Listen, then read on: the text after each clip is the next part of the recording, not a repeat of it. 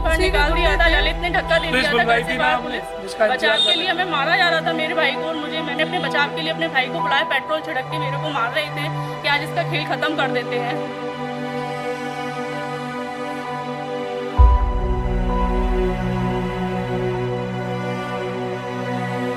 भाइयों को, तेरी माँ को घर से उठवा दूंगा, तेरे घर को मिट्टी में मिलवा दूंगा, बर्बाद कर दूंगा।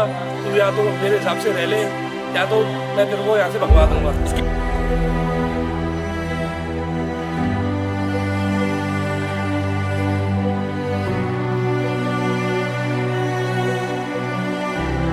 जी, क्या नाम है आपका?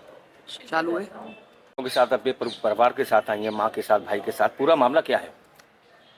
सर ऐसा है, मैं 12 साल में शादी को हुआ है। मेरे ससुराल वाले मुझको बहुत परेशान करते हैं, मानसिक प्रताड़ित करते हैं। और कल तो हद ही हो गई, मेरे देवर और मेरे पति ने मारपीट की है मेरे साथ, और मेरे भाई को भी मारा है देवर ने। और गुंडे बुला लिए ललित गौतम ने अपने, और सचिव बुला लिए अपने। और मैं कहीं कार्रवाई के लिए भी जा रही हूँ तो वहाँ अपनी पावर का वो कर रहे हैं और उनको कार्रवाई नहीं करने दे रहे हैं। ललित गौतम आपके हस्बैंड हैं? नहीं, देवर है मेरा। देवर। और जो पति हैं आपके? अनुराग गौतम। अनुराग गौतम। क्यों आपसे इतना क्यों कर रहे हैं? क्योंकि 3 बच्चे हैं उनके। मानसिक प्रताड़ित करते हैं, दहेज की मांग करते हैं, मुझसे फ्लैट मांगते हैं। मेरे नाम पे बिल्डिंग है शिल्पी अपार्टमेंट, तो मुझसे आए दिन ये मांग रहती है कि तू फ्लैट ला, ये ला, दहेज ला, पैसे ला, ये।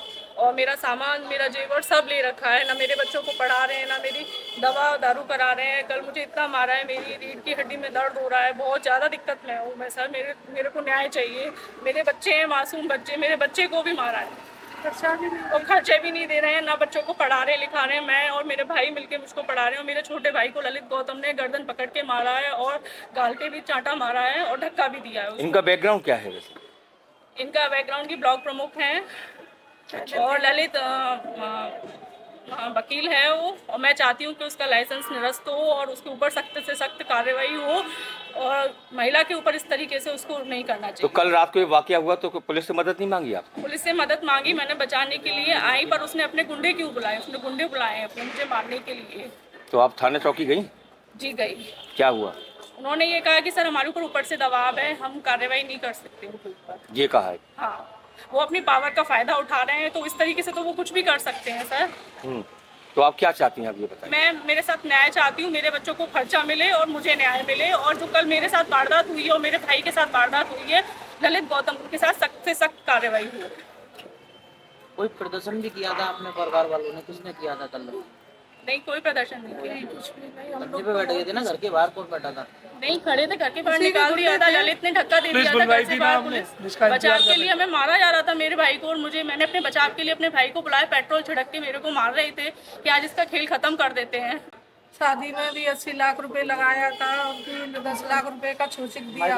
बादल जी आपके साथ आई हैं, महिला कौन है ये मेरी बहन है और इनके साथ पिछले 11 साल से बहुत ज़्यादा गलत कार्रवाई की जा रही है, गलत व्यवहार किया जा रहा है। उनको आए दिन मारते हैं इनके पति अनुराग गौतम, इनका देवर उसमें साथ देता है। इनकी जो ससुर साहब है पन्नालाल गौतम, पूर्व ब्लॉक प्रमुख, वो अपनी ताकत का, अपनी सत्ता का बहुत गलत इस्तेमाल करते हैं, हमको धमकी देते हैं बात बात पर। उनमें बहुत घमंड है इस चीज़ का, वो हम लोगों को मिलते नहीं है बिल्कुल। इसको बात बात पर इसी बात की धमकी देते हैं, तेरे भाइयों को, तेरी माँ को घर से उठवा दूंगा, तेरे घर को मिट्टी में मिलवा दूंगा, बर्बाद कर दूंगा। तू या तो मेरे हिसाब से रह ले, या तो मैं तेरे को यहाँ से भगवा दूंगा। इसके पीछे कारण क्या है, ये बताइए? कारण ये है कि अनुराग गौतम चाहता नहीं है कि शिल्पी गौतम उसके साथ रहे। वो नहीं चाहता है कि मैं इसको खर्चा दूं बच्चों को, और इसको मैं नहीं पालना चाहता हूँ। वो ये चाहता है कि ये लोगों का खर्चा इसके बहन भाई दें। वो कुल मिला के ये चाहता है कि ये लोग जैसे पहले खर्चा देते थे शादी से पहले, जैसे देते आ रहे हैं 11 साल से, अभी भी वही करते रहें।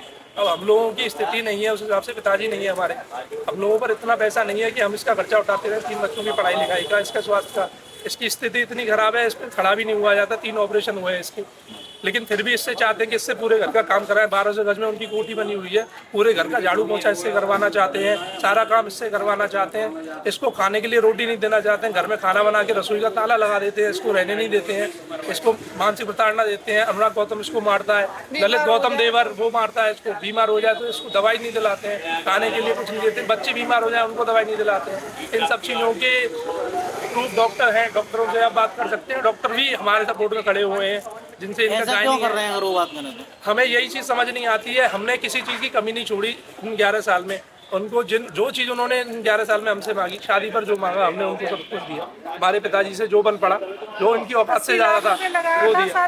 गाड़ी दी, दहेज दिया, 11 लाख रुपए कैश दिया था, सब चीज़ें दिया, सब सामान दिया। मेरी बहन को ना तो पैसे, ना वो गाड़ी, ना वो सामान कुछ इस्तेमाल नहीं करने दिया जाता है, ना ही इसको 2 वक्त की रोटी दे रहे हैं खाने के लिए।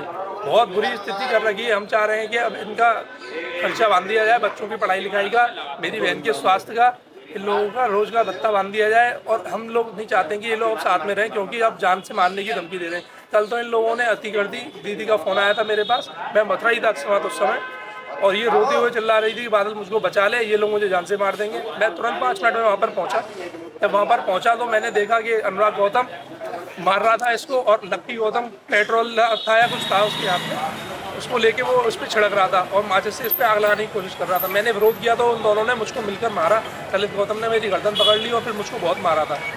इस सत्कार होने के बाद मैंने पुलिस को खबर की, 112 नंबर पर कॉल की, पुलिस बुलवाई। हालांकि पुलिस से हमको कोई मदद नहीं मिल पाई। पुलिस ने बोला कि आप एडिट दीजिए चौकी जाकर, और जब चौकी पहुंचे तो हमको कोई खास सपोर्ट मिला नहीं, उनसे कोई रेस्पॉन्स पॉजिटिव मिला नहीं। अब हमको लग रहा है कि हमारी गुहार बस एसपी साहब ही सुन सकते हैं, वहीं से हमको मदद की अपेक्षा है, यहीं से हमें मदद मिलेगी।